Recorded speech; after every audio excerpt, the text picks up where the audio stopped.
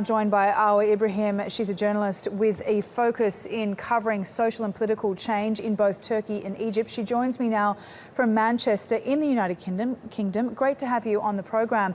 Firstly, Fethullah Gülen's group has been accused of being behind the coup attempt. We do know that. Do we know any more about what kind of evidence has been sent to the US? So far, there is no information about the kind of evidence that has been sent. All we know is that a file or official request has been sent by Turkey to the US requesting the extradition of Gülen. But so far, we don't know what the evidence is. We know that there are 4 dossiers, which means there's a lot of evidence that has been sent, apparently. Whether or not that amounts to enough proof for the US to be convinced to extradite Gülen is something that we're waiting to hear about from the US.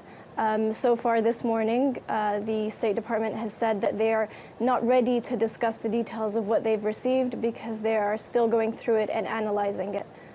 Do we know if there are any specific requirements from the US, and how likely do you think the USA will hand Gülen over to the Turkish authorities? There are requirements. There is a treaty between the US and Turkey which has very specific requirements, and that is what the State Department is looking into at the moment. They said that if the evidence that has been received fulfills these requirements, they'd be happy to extradite him. However, whether or not that will happen is difficult to say.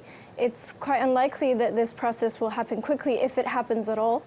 The US has been very clear about its position with regards to the movement that is happening in Turkey. It has asked Turkey to maintain and stay in line with human rights issues, with being within the rule of law and democratic values.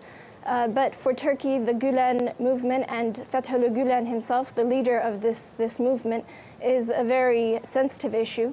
As we all know, they were allies since the 1980s and throughout the 1990s. There was a split which first appeared in 2010 over the Mavi Marmara aid flotilla, which was headed towards Gaza. This division became more deeply founded in 2013 over the corruption charges which the Turkish government blamed Gülen and his supporters within the police and the judiciary for staging. Since then, there has been a huge crackdown on Gülen and his supporters. And a long and complicated investigation is now underway, tens of thousands of people involved. There are concerns that President Erdogan is using the situation to settle scores with anyone perceived to pose any kind of threat to the government. What's your reaction to this?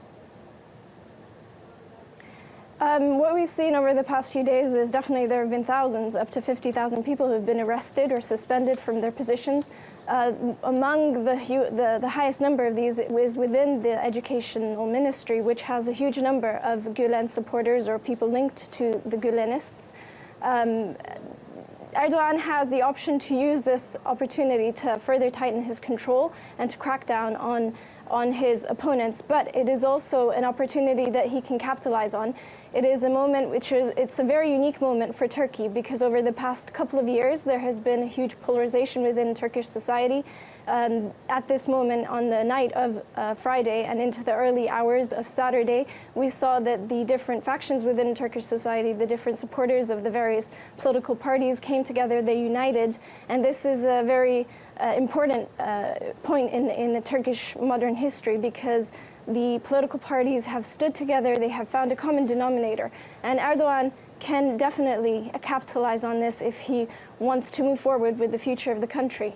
A reconciliation, national dialogue of some sort can be put forward if this is something that Erdogan is looking into at the moment. Sorry, we'll have to leave it there. Thank you very much for that. Arowa Ibrahim from Manchester there.